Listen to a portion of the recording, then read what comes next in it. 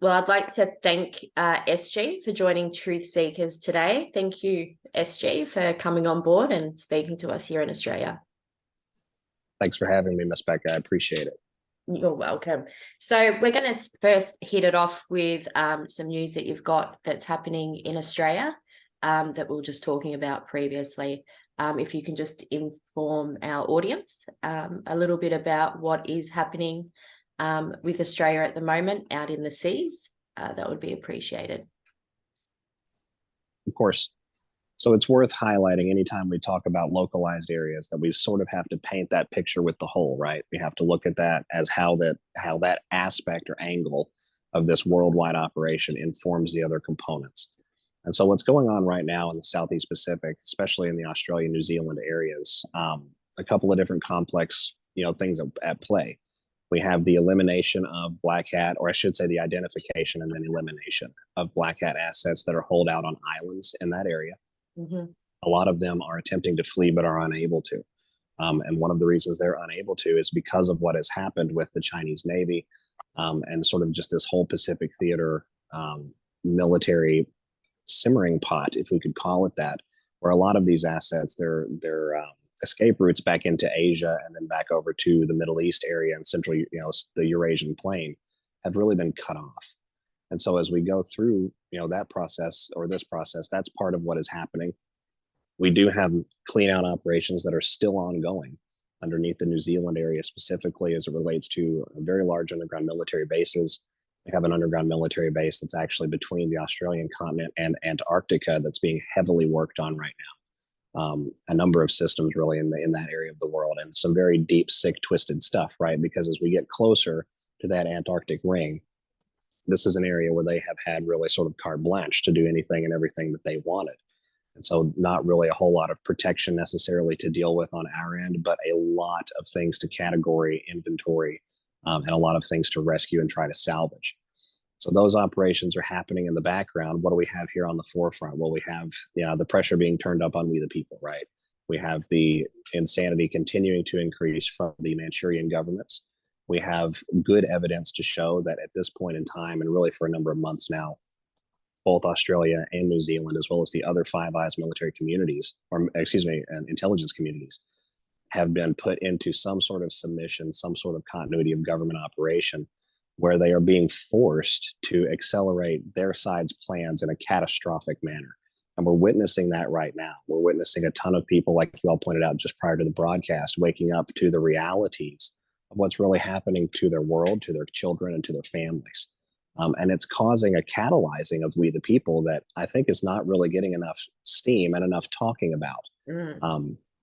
We've got a lot of we the people patriots out there that are not what I would call a diehard awakened patriot, but individuals who appreciate freedom, who appreciate their own privacy, and they look at these sort of power grabs or these forcings onto all of us as extremely offensive to the soul. And so it's galvanizing them into the fold. At the same time that we've got this going on, we have China preparing to go into Taiwan publicly. They've already been there privately for a while. And what that's going to unearth for the rest of the world is really going to be something special. We're talking about massive bioterrorism, massive genomic targeting, trafficking and weapons trafficking operations that would really put Ukraine to shame. Taiwan is the epicenter of a great deal of the world's shipping. And so, as we know, most of their nefarious activities, including compartmentalized weapon systems and drugs, as well as children, are moved around the world through shipping containers. They're large, they're voluminous, they're easily hidden on a large manifesto, right, or on a large super tanker or rig. And so, as we go through this process, that is a major component of what Xi and the overall White Hat Alliance, if we can call them that, are really about getting under control. It's worth noting that Xi wants to have Taiwan back as part of China because ancestrally Taiwan has always been Chinese. But it's more, I think it's more of a discussion point when we're talking about patriots that are in that area of the world to know that the primary focus here is to rescue the children and eliminate bioterrorism and biopathology. So all of these things sort of inform a chaotic scenario, and we can see why your all's governments in particular down there are absolutely, if I can use the term, ape crap crazy over what's going on. They absolutely cannot, they can't go any faster, right? If they were going any faster, the tires would fall off. because they know that this period of time is limited. And how do we know that they know that? Well, as we were discussing just off camera a moment ago, we have oaths of office, at least here in the United States and in most of these countries around the world where continuity of government has been implemented, that are not on file with the legal government. They're not on file with the National Register, with the legal registrar of how things are kept in our various localities. And because of that, we have hardcore documented evidence, even though we're being presented a different lens publicly, but hardcore documented evidence to show that we're all being sort of had, right? Not necessarily in the sense that it's fake, but in the sense that it's not what we know to be correct, and they also know that as well. And so, I guess I would admonish the folks in that area of the world to sort of hunker down and hang loose and stay strong, because it's about to get a little bit more intense as we see this campaign develop in the Pacific. It's going to involve the Philippines. We're going to have the Indonesians involved in this before it's all over. It's very likely the Australian military will be involved at some point. Japan will be involved at some point, as will the Koreas. It's going to be a massive, massive event, but we're eliminating a very large arm of some very nefarious things happening in that corner of the world. Yeah, we can see on our news at the moment, SG, that they're showing a lot of military drills happening around around the country at the moment. And I think people need to open their eyes a little bit, because I think it's not training at the moment. It's Indeed. They're getting ready. So yeah, indeed. And training is often used as a cover for real activities and real operations that are happening. It's a wonderful card to play for operational security. If we have to move something logistically, if we have to relocate equipment, manpower, resources publicly, we have a nice umbrella, guys, to do that. It keeps the enemies clouded. It keeps us clouded too, but that's part of it. If we know, so do they. And so we have to be very careful and calculated about how we do this. And I would conjecture, if it were, and it would be just conjecture, but I would think that those operations are probably already ongoing. So with the timeline, do you think it's something that's going to, obviously things are happening now, SG, we can see that. People that are awake can clearly see that there's so much happening. But do you think that the people that are asleep are really going to start to see things happening within the next couple of months? Yes, I do, actually. And I'm not one to give timelines, but I feel pretty confident about that. And I'll tell you why. Yeah. We're looking at a convergence here in the next probably 4 to 8 weeks, no more than that, where we're going to have some sort of massive financial event in the Western world. And the Western world will be affected, of course, in the former Commonwealth realms, as well as the United States and Europe and all of that. That event alone will drive a massive portion of the awakening and will pull the blinders off of a lot of individuals. Outside of that, we have Elon Musk now going on mainstream media here in the United States and holding talks on Twitter, discussing all sorts of media censorship, how the government is literally lying. And just recently had the pleasure of watching him dismantle a BBC reporter who attempted to gaslight him on air. It was incredible, actually, to watch. And so, we have these convergence of forces that are going on, which are coming to a head. This World War III scenario, for example, right? When this kicks off in Taiwan, that will also rock worldwide shipping. Shipping and logistical supply chains is a basis of national infrastructure. And so when that happens, even outside of a financial event, we could expect a repercussion with that. If we dovetailed the two, we would have a very powerful awakening card, if you will, for the rest of the world. And we haven't even discussed bioterrorism, right? And COVID crime and things like that, which is being consistently and more thoroughly exposed daily on very large public information platforms. Even mainstream papers in different areas of the world are beginning to cover the idea that this was a fraudulent activity. The Myanmar government has actually ousted Pfizer and is suing the company and has repossessed all of their assets within country because of what the organization did to the royal family. And so Myanmar, these smaller, we like to think of them sometimes as third world countries, but they're really not. They're just impoverished countries that were affected adversely by the central banking cabal. And they tend to be the first ones to kick off and say, no more, we're not going to accept this. They have different legal apparatuses and frameworks and structures that allow for that. But those cards, once we push the dominoes, they have to come down eventually all the way around the world. We're witnessing that beginning really this year. And over, I think the next 2 months, I think is a great timetable to look at. We're going to have some pretty severe and pretty stark events happening to the planet as a whole, which will galvanize not just the awakened patriots, but all patriots out there to wonder what in the heck is really going on. And that's when the real discussions begin. Yeah, well, they do say even those that are awake are going to be pretty shocked with the outcome of how things are going to foresee themselves. So I think a lot of us are going to be in shock with what we find out to be true. I've always said too that the when the way to wake people up, or not the way to wake people up, but the way a lot of the sleepers and that will come to the realization that something isn't really right is when they take their money off them. Mm. Absolutely. And that has to be a key component of this awakening journey, right? How did these people maintain control? They always had control of the money. By having control of the money, they had control of every essential aspect of our societies, how our business and commerce was conducted, how our banking systems and our financial systems built the societal leverage that we live under and within. Having control of those areas is really sort of almost having control in a godlike way, right? We can trace back the Rothschild dynasty to a gentleman named Meyer Amschel Rothschild, who made the statement in the late 18th century that if I have control of a nation's money supply, it doesn't matter who writes the laws. And that's very, very true. You know, as we go forward, reclaiming how we exchange value in the world, reclaiming our independence as financial governmental entities, right, and instituted by and for we the people, and getting that prosperity back into our communities again. That's really how we break free forever.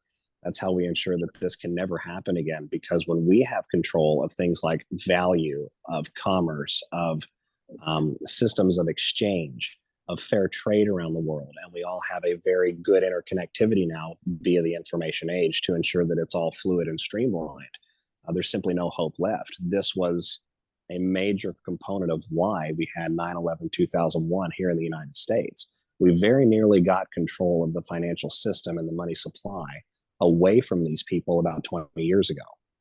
We weren't able to fully complete that process, and we saw what happened. They killed 3,500 Americans and plunged the world into an awful period of conflict simply to avoid, well, I shouldn't say simply, but primarily to avoid that outcome.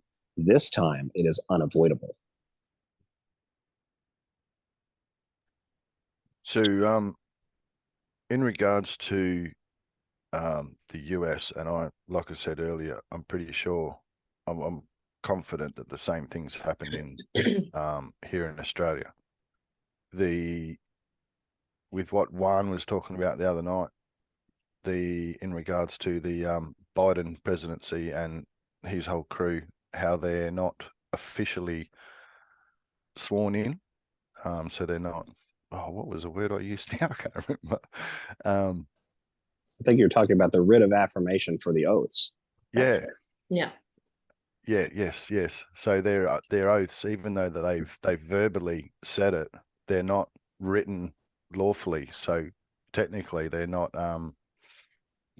Well, we all knew that and know that they're not the real government. But now, hopefully, other people will start to see that. Well, absolutely. And that's another aspect of the information campaign, right? How do you set a consciousness free? You build it from the foundation. You recreate the understanding of the world piece by piece, brick by brick, and you allow people to come into it of their own originality. Because when that occurs, we have genuine change within the human being that causes a change in how we behave. It causes a change of how we see the world and in what we do to affect the world. So we're living through that process at a macro level right now. And it's not surprising in the slightest to me that we're seeing this coming out. We know, at least here in the United States and in other countries, that the military has actually stepped in and put in continuity of government operations in place when the COVID bioweapon was launched upon the world. A lot of people like to look at the U.S., for example, and say that we entered continuity of government, late 2020, early 2021. That's really not entirely true. In the United States, we were in that position quite a bit earlier, 2016-ish, really. And as we came through early 2020, we had institution of COG operations around the world in developed nations at a mass scale. We had devolution here in the United States initiated between March and May of 2020. Germany, the UK, Australia all put into devolution continuity situations by the end of 2020. And so the COVID bioweapon, the criminality that was launched on the world, really gave us the calling card that we needed to go in and suspend certain levers of power, like the processes you're referring to with the National Registrar and making sure that everything is lawfully documented. You know, who does the documentation? Well, that would be the legal government. Well, the legal government right now in the United States is a military provisional government. And it's the same way in a lot of other countries around the world also. And so as we kind of shatter this consciousness and this narrative idea that, you know, we have these lawfully elected leaders and they're really just clowns that are ruining the world, we like to have that to wake up the sleepers, but eventually the sleepers become awake. And so the newly awakened patriots have to see evidence to show, sort of to corroborate and confirm what they're realizing on their own. And I think we have this drop coming out now, this information drip. It's sort of well timed in a counterintelligence operation style fashion, because we're hitting those precipice moments with those other areas, with these military operations, with this World War III event, with this banking system failure. And eventually, and I think very soon, we're going to have a large population of we the people around the world asking for justice, because there is just so much wanton criminality on full display. Yeah, well, once they, like I said before, once they obviously take their money off them, because that's how they control everything, they're going to eventually ramp it up, and then that whole World War III scenario will play out, and that'll to everyone else that'll be that's their distraction, but the money side being taken away from them, which is Absolutely. already, yeah. And then well, and it's interesting that you should bring that up. The money situation has already been sort of resolved, right? Here in the United States, the Federal Reserve, for example, we haven't printed a new note since 2017. And so we know that the printing presses were turned off a long time ago. We've really been draining this enormous pot all around the world, all of their hidey holes and everywhere that they store black money assets. But just recently, as of the end of January, the US petrodollar is no more. The reserve currency is being changed. And so we're witnessing right now here in America, and it's probably going to affect a lot of the Commonwealth and Western world, an acceleration of events as it pertains to banking crisis. And that's why we're seeing such a push for this World War III narrative on behalf of what DS remnants still remain, because we still have some Five Eye military and mercenary remnants around the world that we're dealing with, right? And so the fever pitch to accelerate things at such a level, knowing that it's going to force more awakening, knowing that it's going to really be counterproductive for them long term, and we have to ask ourselves, why would they do this? Well, they're doing this because they have lost control of the money. We're just waiting for that to show up publicly now. Yeah, I've always said to people, so basically what's happening is all their money's been taken off of them, all their assets and that have all been seized, and now all they've got left is what's in their pockets and their wallets. And so they're just going to burn through that, and that's going to happen pretty quickly. And that's what is happening. Well, that's what I see happening anyway. So I don't know how other people see it, but that's how I see it. Absolutely. And you know, it's interesting, right? No one really wants to pay attention until they get hit where it hurts. The wallet is an area that hurts a lot of people, right? We've been financially pinched as we the people, really all of our lives. We were born into a slave system that was purposefully designed to impoverish us. And so we're very well acquainted with the idea of there's never enough, things have to be, you know, things are scarce, it's hard to come by. So to take what little most of us still have and to reduce that, if you really want to galvanize a population into a French Revolution style scenario worldwide, I think this is a fantastic way to do that. Yeah, the love of money is the root of all evil, and that's we've seen all sorts of things come out: government corruption, pedophilia, satanic ritual abuse, trafficking, all sorts of things, and people still want to just dismiss it or something like that. But then, yeah, take that money away from them, and they're really going to open their eyes. Indeed. You know, and as we go through the rest of this year, I think that we see military justice actually beginning sometime this year and carrying forward into these next couple of years. This is going to be a massive, massive event when it starts to come out fully. We're talking about election tribunals. We're talking about crimes against humanity. We're talking about bioterrorism. When we speak of people like Hussein Obama, we're talking about nuclear terrorism, setting the world up for bioweaponized food supplies.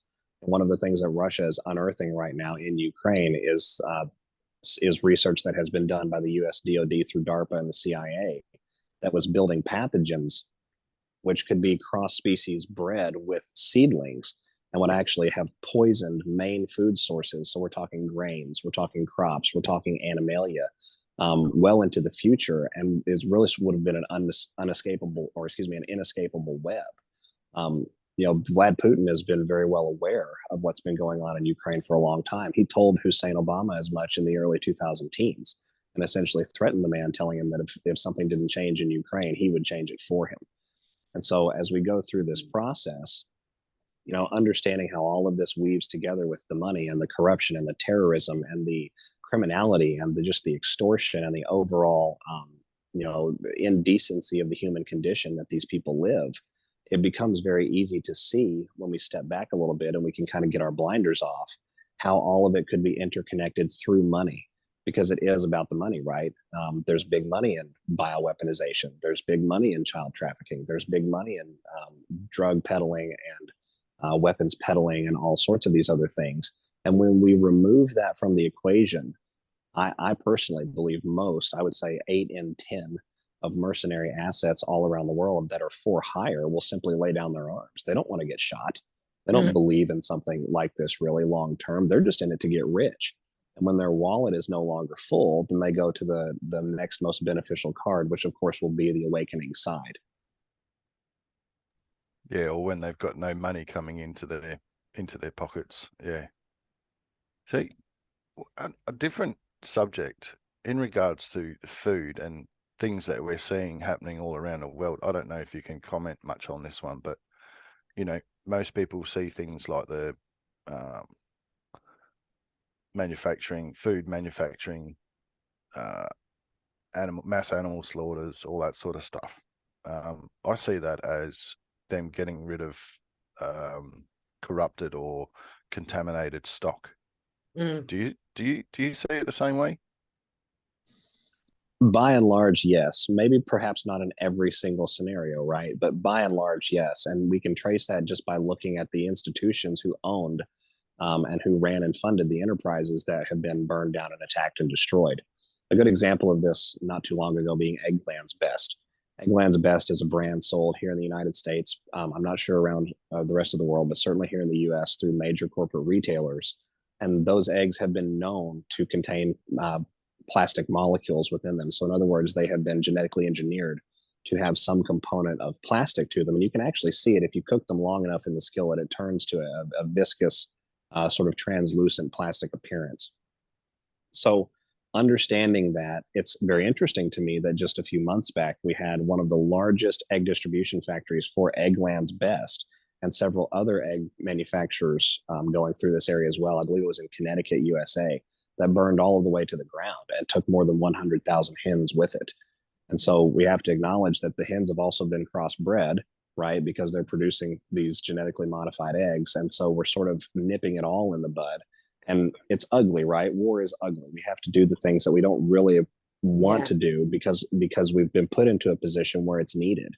If we're going to build the new society and break free of this control matrix, we really have to break the control matrix. And when we break things, it gets a little bit ugly. So yes, in commentary to that, I absolutely believe that's a major component of that. I also happen to believe that the same sort of incidents happening with water treatment plants and desalination plants and things like that for the exact same reasons. One of the largest water treatment chemical plants here in the United States went up in smoke not that long ago, responsible for more than 25% of the overall chemical makeup of the entire Eastern Seaboard's water supply. And so as we go through that process, we're looking at it and we're going, wow, look at, from the sleeper's perspective, what are they doing to us? Holy cow, they're attacking us. And from the awakened patriots perspective, no, we're just giving them the blame to take down the system that they built. And also with all the floods as well, SG, it's like that they're cleansing the earth of all the poison. That's how I'm sort of starting to think now when you see all these floods happening and torrential rain happening in certain areas. It sort of, it does spike your attention a little bit to think if they are cleaning the earth of all the poisons that they've put in there. What are your thoughts on that? You know, my thoughts on that are that it's primarily atmospheric based, and we're cleaning out the atmosphere and causing these torrential rains. Heavy metals bind to molecules within the air, right? And they produce atmospheric conditions. That's how they've manipulated our weather. And I know that sounds crazy, but they can do that, and they have done that for a long time. So as we purge things out of our earth, right, out of our air, out of our water, out of our soil, and the earth is incredibly resilient. And I think we have to be a little bit reliant on that fact and understand that the earth can take it. It's not necessarily a wonderful topic when we're talking about getting chemicals out of the production and food supply and the water supply, and they're going back into the ground. But it's worth noting that this earth is amazing, and it's capable of dealing with a lot of this nefariousness that these people have put it through for literally thousands of years. And so, you know, the torrential rains recently in California, for example, here in the USA or in Europe, I think those are primarily atmospheric induced as we go through and we clean up some of the high altitude currents. Same things with some of the chemicals that are being dumped and spilled all around the world. I think that we see a lot of those. I've looked up a couple of them. They're pretty water soluble, and their half-lives are very, very short. And so the earth sort of recycles them fairly quickly and does what nature does best, right? Yeah. But as we go through the process, we're utilizing these opportunities to really attack the demographics of those hardcore asleep individuals who could be great patriots if they had really good understandings and a clear focus and a clear lens. You know, the East Palestine, Ohio, USA disaster, for example, with the rail cars. That's a disaster that I don't think we should underestimate, right? Because there's been outfall from that. There has been collateral coming off of that, and that needs to be acknowledged. But it's also worth acknowledging that a large majority of the chemicals that were spilled there are pretty short on the half-life, very water soluble, and the earth is very capable of dealing with those and getting them sort of refined and taken care of.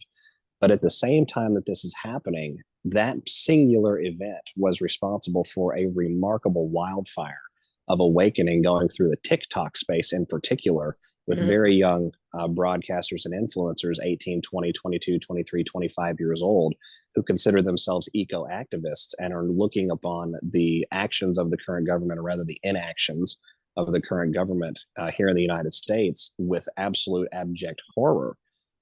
Many of them have come right out and said on their broadcast that they'll never trust the media again, that the government is lying to you.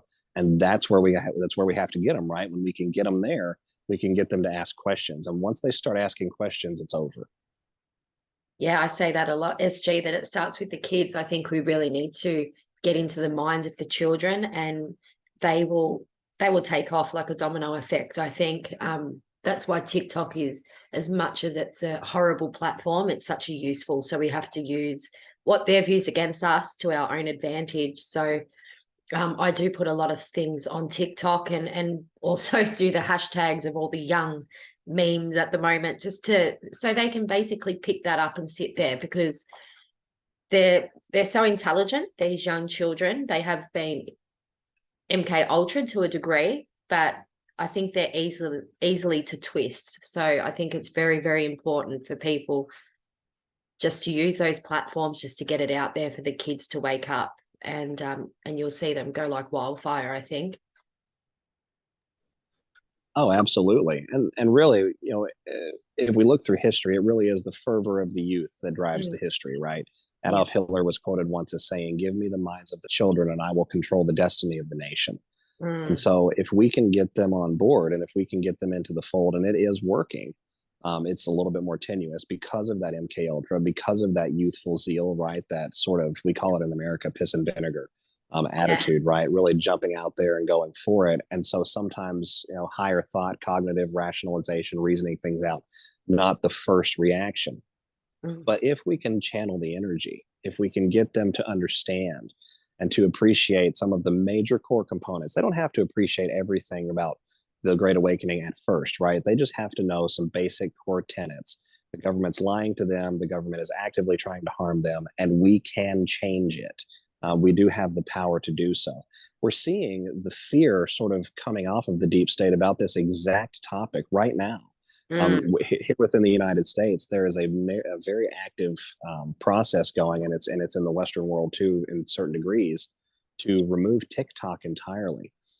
And they're giving us the reason for national security. We know that's not true. Yeah. TikTok's been running, compromising national security for quite a long time, right?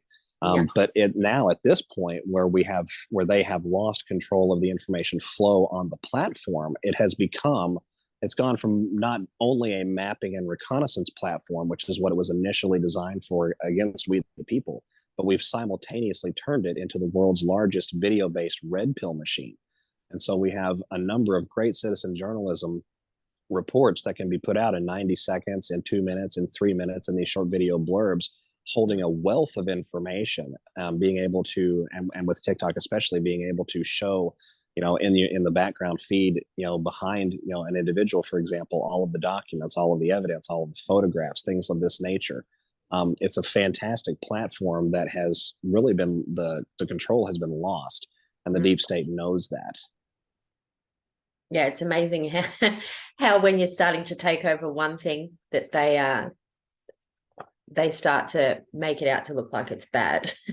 So you're winning, you're on target with them. And it's quite funny when you're awake, and I tend to pop on the news and just have a look at the news and have a good old chuckle with my husband. And I've got a few sleepers in my family that they come over, and I try to just drop little red pills here and there, and they're starting to awaken quite a little bit, especially with the jabs. So I think it's exciting times, but it's also scary times for people. So is there something that you can tell our members, just a little bit of hope of what is on the other side of the rainbow, I suppose? Oh my goodness, yes. We could spend an entire broadcast really discussing all of the positives and all of the hope for this time of being alive, right? Yeah. The fact that we're having this discussion, I think we should start here. The fact that this discussion can even happen tells us that we have the initiative. These sorts of arrangements and meetings and conversations would have been, and oftentimes were, very quickly and very brutally squashed out by a very entrenched enemy, who infiltrated all areas of our societies all around the world over many decades. This wasn't an easy or quick process. So understanding that this conversation, this broadcast even happening, that in and of itself speaks volumes. But when we look at the world now, if we can extract ourselves emotionally and appreciate the idea that maybe there's more at play, that maybe the situation with Russia and Ukraine is more about a righting of ancestral wrongs and an elimination of bioterrorism, which I don't anticipate anyone around the world, awake or not, would have a problem with eliminating bioterrorism. Same thing with Taiwan and China, right? And other areas around the world. Same thing with child trafficking and rescuing these children. The fact that these operations have been ongoing for as long as they have and have been as successful as they have to this point, and it's not been without its difficulties and obstacles, but primarily a success. That in and of itself, most decent people around the world, they're completely for the idea of the elimination of slavery, the elimination of forced trafficking, kidnapping, all of these things. We, the people, really actually get along great. We don't have a whole lot of quandary or squabble with one another. We've always sort of been pitted. And so now, for the first time really in human history, we're all collectively connected. And we're collectively connected in a way that we can drive one another's encouragement and our awareness and really our understanding together. And we can keep away from whatever narrative, whatever distraction, whatever ridiculous event that they choose to grace in the news media or in the public sphere, to try and put us back into that fearful place. So, talking about hope and what's on the other side of the rainbow, peace, I think that's a major thing we all are looking forward to. There's not going to be a need for war. Once we eliminate the warmongers, and there really are just a select few of them at the top, there won't be a need for war. More equality-based trade, right? Being able to trade with one another on one-to-one levels, being able to bring to the table whatever we have within our nation or within our offering as one world, as one we the people everywhere, and contribute our portion of the pie and receive fairness in return for that, and to benefit others really solely for the purpose of benefiting them, right? A good example of that being Elon Musk and his pursuit of Starlink and worldwide internet. So we have lots, I think, that we can look forward to, because we, the people, are clever. We are very capable, and they've always needed us. They were never able to build this old system, this old slave world, without us. And without them, we don't have the blinders on. We don't have the shackles tied to our ankles anymore. We can really take this world and overhaul it, I think, in a period of maybe months or a couple of years. I don't think this has to be a multi-generational process. I think we get rid of the individuals that have been pitting us all against one another and lying through their teeth more than a Persian rug. And we get onto the other side, where now we have sort of full gas. We have full acceleration on what we want to do as we, the people, everywhere. It's going to be a very glorious world when we get to the other side of all of this. Yeah, what we're finding here in Australia, we've got a good friend of ours that has started up it's called My Place. I'm not sure if you're aware of it. It's taking back your communities. The founder, Darren, he started up this great place for during the COVID lockdowns for people to come to his workshop.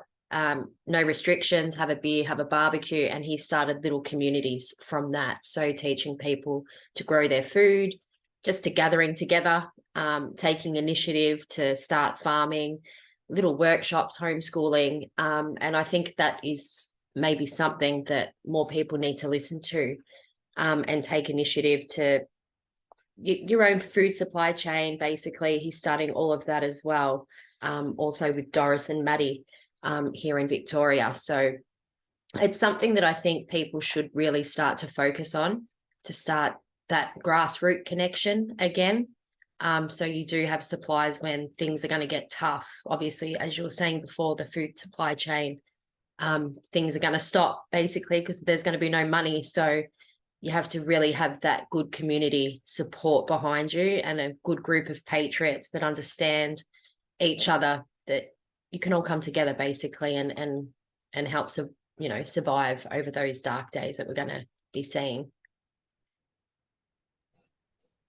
Well, that particular topic is, I think, one of invaluable discussion long term, because it's really teaching us how to be sovereign again. Exactly. We've become accustomed to the conveniences, right? We can go to the market, we can get our food, we can go to an entertainment outlet that was created for us and find ourselves entertained and sometimes very well. In a lot of ways, we could say that we, the people in the Western worlds, we'll call the Western world the first world nations, if we want to call them that, sort of lulled to sleep calmly and collectively with all of the pleasantries and the niceties of life. But we lost a lot of really good ancient knowledge, what I would call a lot of that grandmother's wisdom that was really useful in hard times. Having a food supply that is that's independent of a supply that's not immediately in your control. I think that's worth having. And really, even if the need wasn't there, the knowledge itself is empowering. Being able to filter our own water, to create our own composts, to come together and have a safe place, or a community location if things were to go south in a particular area, for example. Understanding how to light a fire, understanding how to provide for those basic essentials with out-of-the-box thinking. That's what we, the people, are capable of. These idiots are not. They are not original at all.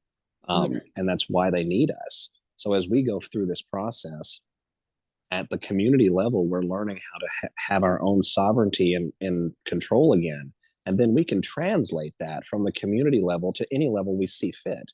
We can bring that to the state and local level here in the United States, or the provincial and county level in Australia and other areas of the world. We can bring it to the federal level. We can take these sorts of attitudinal shifts and apply them longitudinally across all of our nations, and really empower ourselves as not only the controllers of our own communities, but as the rulers of our own nations. And that's really what we were always supposed to be. I've been on record a couple of times calling this period of time a sort of a preparation for the kingship, being sort of discipled into the regency, if you will. That's really what's happening right now. This world was created for mankind. It was created for us. And we have everything here that we need, and everything really that we don't need, right? I mean, we're so free. We have all of these different options in many respects. And so as we pull all of the mess, as we pull all of the muck out of these systems and clean out our communities and reinvigorate ourselves with these I would call them self-empowerment capabilities, there's just something that does to the human spirit, which is really unbridled and can lead us, I think, for generations into the future. And we're seeing that now in this world in a way that it's never been experienced before, and I don't think will ever be experienced again. Yeah, I think it's really, really important. And it's that human connection too that we've lost, you know, with our devices, the TV, the television. We've just lost that connection with, you know, our neighbors and the children as well. You don't see many children on bikes anymore, or just going down to the river, or just being kids, stuck on screens and so on. So that's where it's very important for us all to come together and basically connect as one again. And that's where that My Place is a really, really good starter, which they are trying to, they've opened up quite a few throughout Australia here, and I know that they're opening more. I think we've got a couple opening up in America and Russia. I think we might be having one open up. So it's really good if it all goes across the board for them, all the hard work that they have done and we have done as well, starting up with, you know, teaching people just those little things of prepping, that we've got our prepping channel and so on. I think it's just so important. Even just these little chats that we're having with someone across the other side of the world, it's brilliant that we can all connect and come together and help each other. Well, and in doing so, we can put aside what you were just talking about with the discontinuity that's created by electronics. We are literally taking the world that they designed for our doom, and we're making it all about their doom. We're literally taking everything that they put out in place to track and trace and mass surveil us and wipe us out, and we're using it as the conduit to completely, not only to expose them, but then once they're exposed, we obliterate them. We take them out either in the narrative space, or oftentimes we take them out in the kinetic space as well. A good example of that, just off the top of my head here in the US, is Liz Cheney, an individual who's from the Cheney dynasty, a warmonger, sort of a rhino's rhino, right? The entire nation here in the United States woke up to the reality of this individual and this individual's dynasty because of the information capability, because of the ability to connect like this. And so, you know, I think as we go forward and we get to the other side of this, we can take these sorts of technologies and empower our youth with them. We can put them on good content. We can put them on the right basis, if you will, the right focal lens. We can teach them how to allow something to be a tool, but not a master, right? And allow it to be something that affects them positively, but does not have to be a determinant of their self-image or some sort of label that they internalize as part of their identity, because that's when we start getting with that ego, that reactivity, that defensiveness, which has really enabled the mind control that has gone on in this world for so long. It's really amazing to watch, Beck. I'll be honest with you, it's really amazing. It is amazing.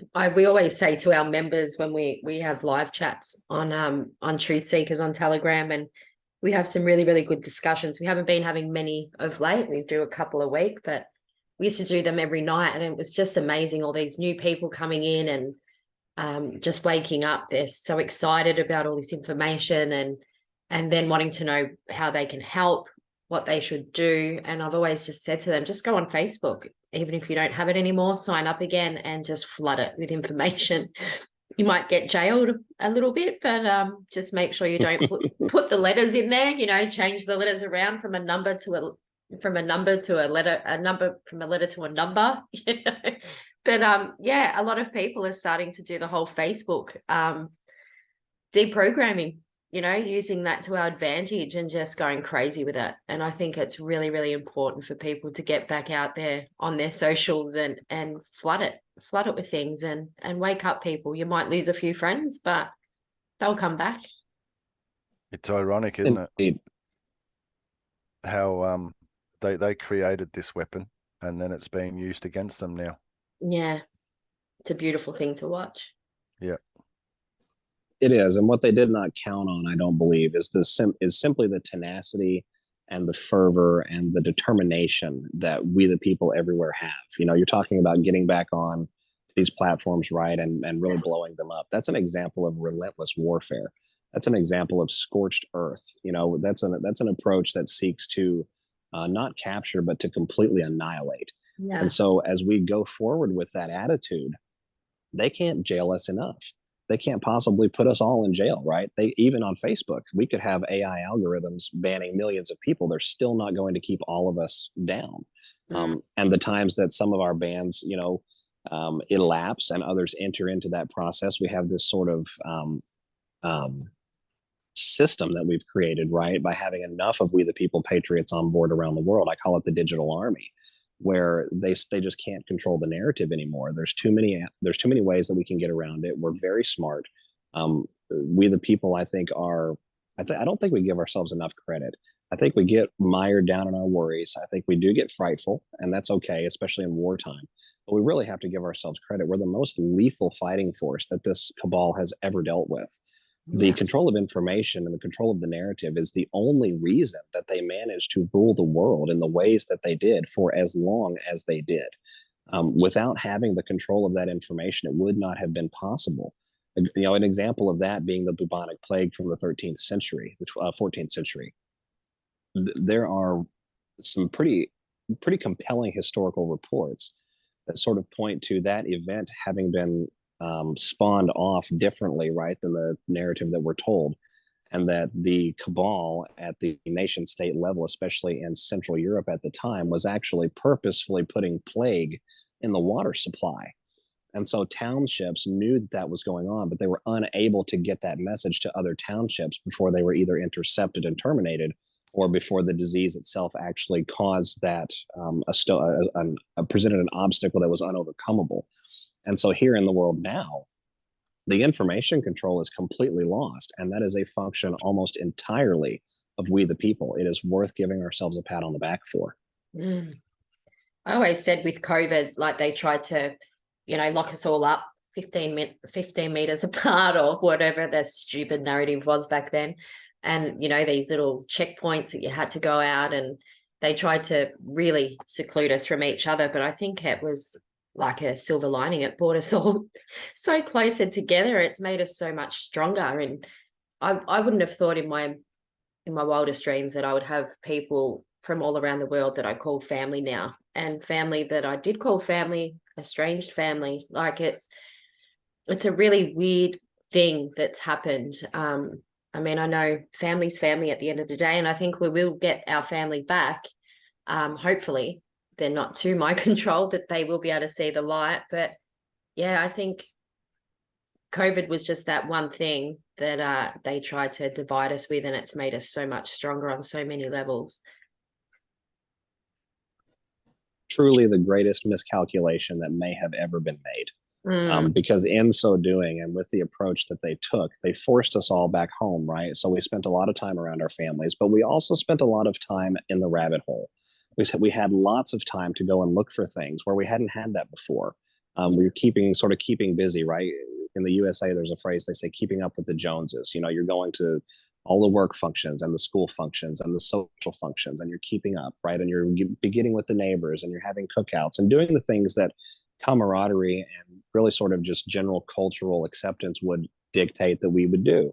But when that was interrupted with the pandemic that was launched, all of a sudden we had a great many millions, hundreds of millions of people that were at home that really couldn't do much except to entertain themselves in some form or fashion. And when spending time with the family was not possible or wasn't occurring, or for whatever reason it wasn't happening at the time, a lot of people went down the rabbit hole. A lot of people went off researching things that led to this, which led to that, which led to that. And it really didn't take a long time from basically the middle of 2020 until about the end of 2021. So we figure about 18 months for a tremendous segment of the population of all around the world in all different nation states to be like, whoa, wait a minute, what the heck is going on here? And our capability to then instantaneously interface with one another and swap research and ideas and talk about what's going on in our areas of the world, that completely sidestepped this idea that they would be able to control the information. It truly was the greatest miscalculation that has ever been made, and it will be their extinction. Yeah, it's a beautiful thing to watch. So I just want to touch on something that you guys said just before when I came back, because you were talking about the younger generations. One thing that I'm noticing is a lot of the younger ones are actually starting to become more aware of what's going on. So that whole thing that you said, SG, with when maybe it might take like 6 months or whatever, or a couple of years, I think probably a couple of years. And the reason why I say that is because this younger generation that's coming up that is becoming more aware of what's going on and learning about all of this atrocities that have happened to us and the whole slavery side of things, they're not going to want to go back there. Then they're going to see the brighter side of life or the brighter side of the future, and they're going to want that because that's what kids do. Younger generations do. They want what they see, and so they'll figure out a way to get it. And so I see their brains being a lot younger and still developing kind of thing, but they're learning so much quicker at the same time. So I know maybe you're right. It could be 6 months or however long, but I think a couple of years and things are just going to be drastically different. You know, I'd actually tend to agree with you on that when it pertains to the younger generation. You know, because yes, they do have the energy, they do have that passion, that deep seated sort of light, that igniting of the soul, right? And that does cause some difficulty in absorbing ideas that aren't original, or absorbing ideas that maybe fly in the face of what they've been taught or what they've chosen to align themselves with. But because they are still relatively young by comparison, we have a pretty malleable, pretty flexible canvas, I think, that we're working with. And to your point, they want the good stuff, right? They want the happiness, they want the freedom, they want the freedom of movement. I personally can attest with my day job. A number of the individuals that I work with and supervise, they want it all. They absolutely, I mean, there's no shortage of desire in that classification whatsoever. And so as we make it cool again, as we make it fun again to build the world, to be a patriot, to care about one another, to have some sort of a moral compass, we don't have to slap labels on everything, but we all know that child trafficking is wrong. We all know that murder is wrong, right? We know that terrorizing one another just for the sake of money is wrong.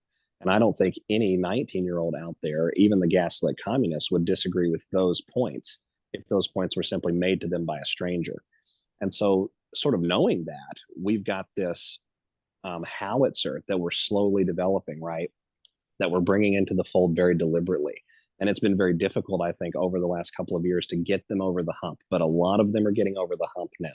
And we're seeing the deep state realize this because of their attacks on Twitter, because of their attacks on TikTok, Instagram, and others, right?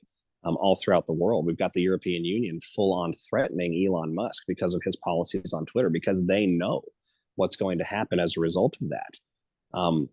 A couple of years, I think, as far as the overall awakening, maybe for the demographic of, say, 16 to 32, I think that's probably a really good target. And that's a very, very large portion of the world population. When we arrive at that point collectively, I think we'll already be well into the process of creating the new world. And I think we can leverage the vigor and the drive and the passion of that youthfulness and marry that with the wisdom of the patriots who have been through these things once or twice, whose grandparents lived through some really rough times, and sort of who have some timeless knowledge that can be imparted to control and direct that process. Man, we have a machine that is absolutely indomitable going forward. Yeah, I think you need just that one little tiny thing, like something that's just going to go like wildfire, like a little verb or a little dance or a little clip of something that's going to make those young ones go, I want that. And it just goes crazy. because you could see it with the vaccines, these young kids getting a vaccine and having like a competition, like I've got my vaccine, and at school, have you had your vaccine, which was absolutely disgusting. But if you can just get that little mind control with those kids of just one thing, like, you know, a new generation of farming or something, just to make it go like wildfire, and then plant seeds a little bit more and more to them, it's going to be a beautiful thing. I think they're just going to go crazy and go with it. And especially once they go down that rabbit hole, I think, yeah, we're in trouble with these young ones. They're just going to go crazy. They will need, I think, the strength and the fortitude and the wisdom of patriots so that they Yeah. don't sort of self-destruct. Yeah. And a lot of them are coalescing around this environmental thing. You know, the whole idea of Mother Earth is a big deal in this very young community that we're talking about. But it is an effective narrative if we're looking to get them into the fold to understand what is really happening. The very people who have pushed things like the climate agenda, the environmental agenda, all of these sorts of things are themselves guilty of violation of that at all levels because they don't believe in it. And a good example of that, if you wanted to just have the conversation maybe with an open teenager, an open-minded teenager or a young adult, would be to say that if climate change, for example, was such a large concern, why can I still get a mortgage in London? We know that process, if that was really a serious concern, you wouldn't be able to buy up that land. All of the elitists and the central banks would own that land and would sell it off for billions in insurance monies after it goes underwater. But we know that that's not happening. It's just an agenda that's being created. And so, like you said, if we can get inside that hamster wheel, if we can kick the old hamster program off the wheel and put our own in there, they can become a force for good. And I think it's already happening in a way that this world really has never seen, aligned across age gaps, right? Because a good example of that being on the True Social that I operate, I regularly field commentary from 60, 70, 85-year-old individuals and 20-year-olds. And so we're seeing this blending where a lot of times we don't have generational commonality. We may not have generational interests aligned, overall, but we do have human interests that are beginning to be understood by everyone. And that is the point I think that we're all striving for. And I think we're already there, to be honest with you. I think we're really accelerating into these phases now where this process is going to unveil itself out in a really stellar way. It is going to be tough. I think it is going to be a little bit frightful. I think the younger ones and probably our older ones will need us. But on the other side of this process is a world that has really, it was always meant to be there for us, but has never been there. Yeah. I think you do get, you do see some of these young ones, they are awake, like waking up, and then they can hear nuclear and they start to really get scared. I know my son and his friends are quite awake, and he's like, what's going to happen? Is there going to be like nuclear war? They start to really get into that zone. So what would you tell the young people that do follow us and are starting to wake up regarding all the nuclear war that apparently is going to be happening and so on?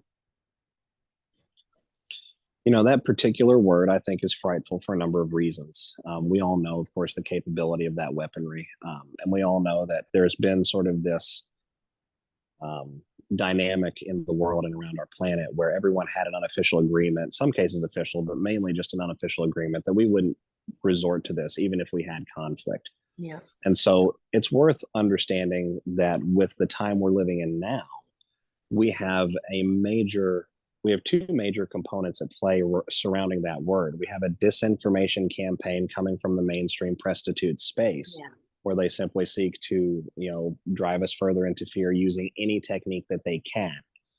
They're also attempting to create a false flag narrative, right? So that they can get more involved militarily and stop, or attempt to stop, I should say, what Russia and China and a number of other nations around the world, including the US military at the highest levels, have already decided is going to happen. So it's worth highlighting that a nuclear scare event coming to the world may not even be real. It could be something that the mainstream media simply invents. But assuming for a moment that it's not, I don't think that we have anything like nuclear war. We have enough evidence in various nations around the world, especially in the big militaries, that there are dueling powers at play, that there are competing levers that are being pulled, and no one really wants to pull the lever that pulls the whole, that, you know, that drops the whole house down on top of them.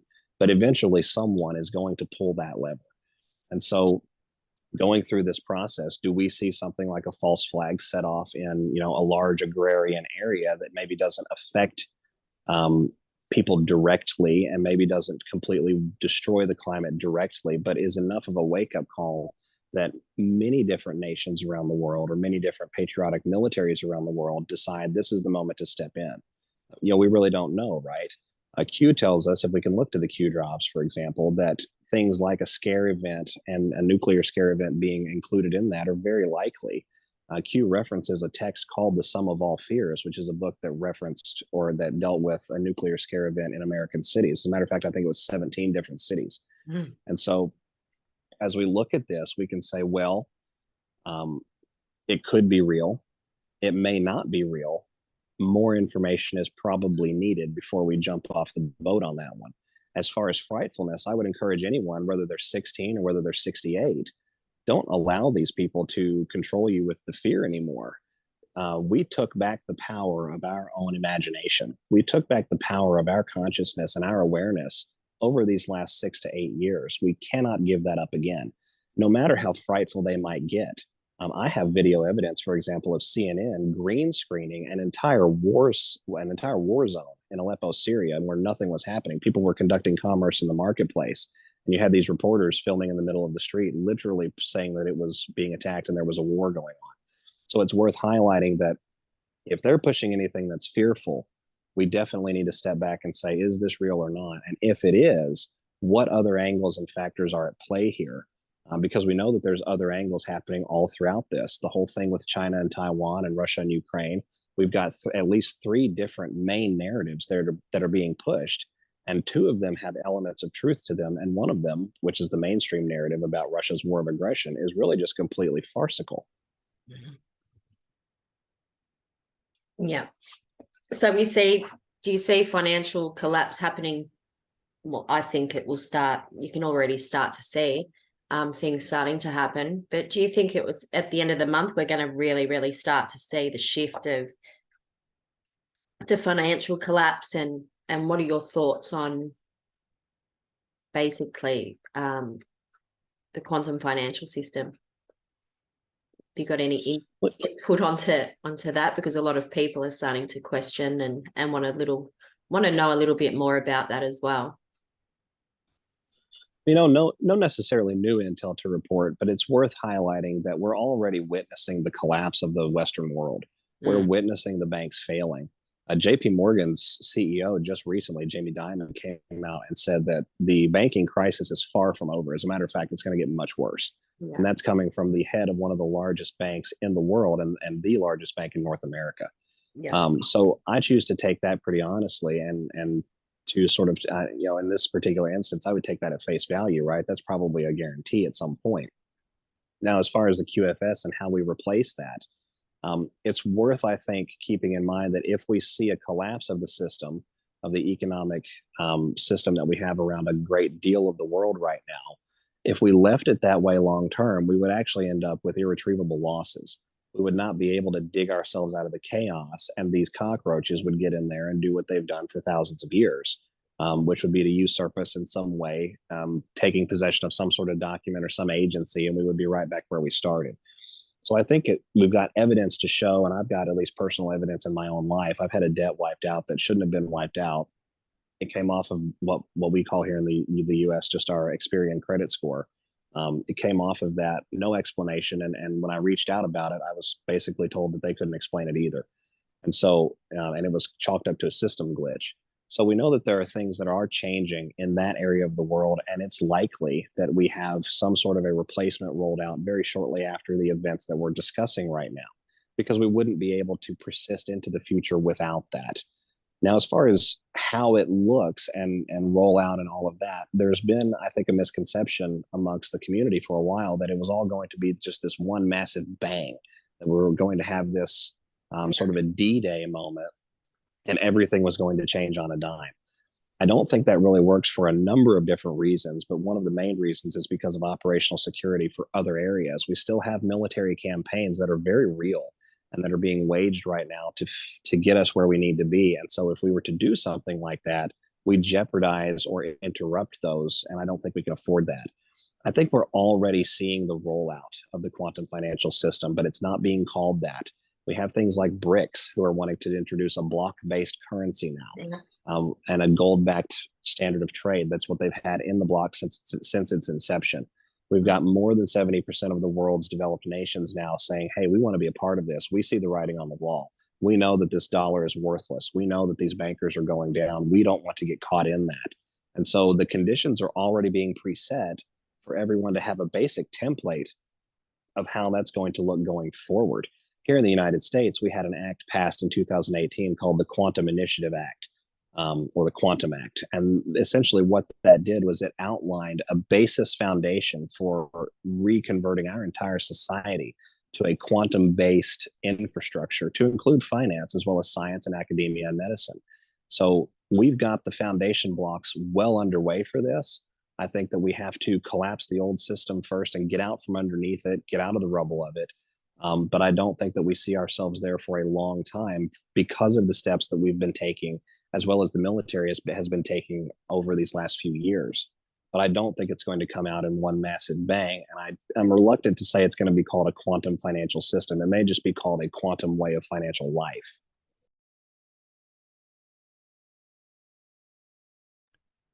Yeah, that's why I just kind of looked away before in a bit of astonishment at what you said there. I've been saying the same thing all along on this journey. Fight back in their system, destroy that system first, and then we can change to however we want to change in the future.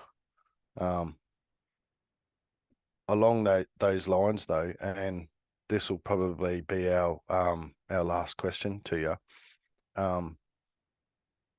or more of a statement.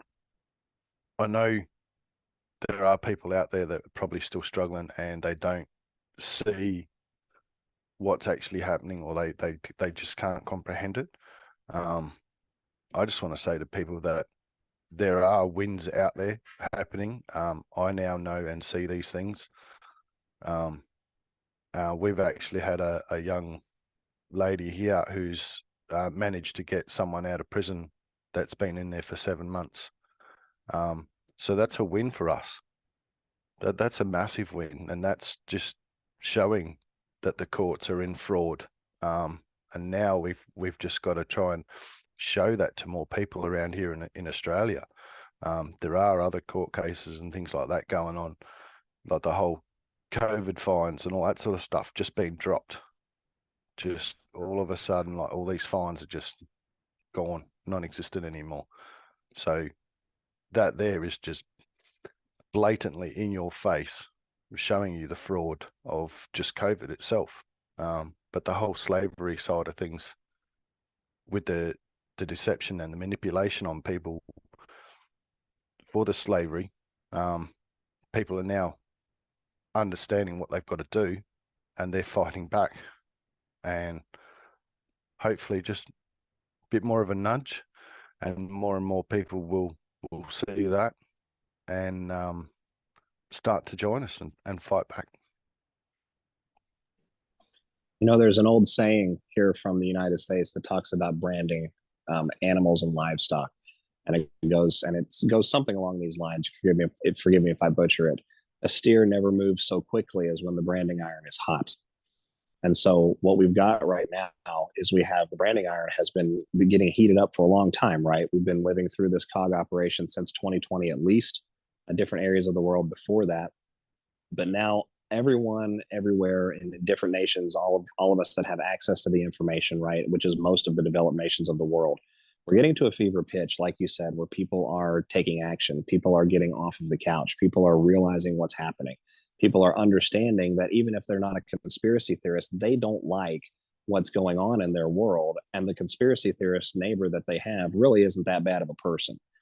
And so as we go through that collectively at a grand scale, we are turning up the heat now this year to give that branding iron push. We are getting us a really, this is across the finish line. 2023 is the year of the rabbit, right? The year of the rabbit hole. We're going to learn a lot as we go through the rest of this year. I think we're going to witness a whole lot as we go through the rest of this year, and it's going to compel what you were just talking about. Those small community levels, those small actions of power that we can take. I think we see that get flooded with different people from the communities who simply won't take it any longer. They don't want to take it any longer, and they would rather put themselves out there than hope for something to change. When Q says trust the plan, I think a lot of people took that as trust the plan and eat potato chips and sit at home. That's not at all the case. Without us, there is no plan. Without we, the people in the digital army, there is no plan for this. There is no future to this. We are necessary for this process. And so as we get involved in the ways that we're capable right where we're at, we affect this process long term. The people who are litigating those cases, for example, they're setting precedent that will carry on for many, many generations into the future. Here in the United States, they just set an incredible precedent with the indictment of a former president, right? Optically. I believe that to be a military operation, but we've set the precedent now. And so as we go forward in time, we can take down all of the previous U.S. executives and the ones that were involved in this sorts of criminality, both nationally and internationally. And we have the framework and the scaffolding in place to do that.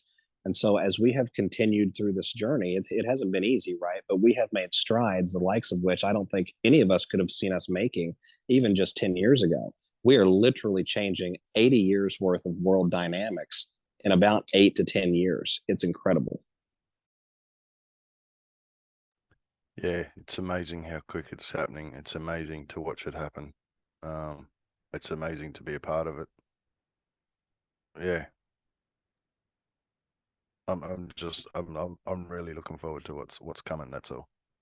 I know it's not going to be nice at some point, but it's I'm looking. Won't be nice for someone.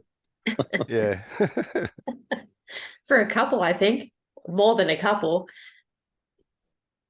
All right. Amen. Well, thanks very much for coming on, SG. It was a pleasure to have you, and thanks for everything that you've done and all the information you've passed on to everyone. And like we said at the beginning, condolences for your mentor that has passed away. Yeah, thanks very much for joining us. Well, I appreciate that, and I'm glad that we could get together. It really is these types of conversations on the just the regular old We the People platforms. They don't have to have a news platform, right? It's the conversational platforms that make the difference.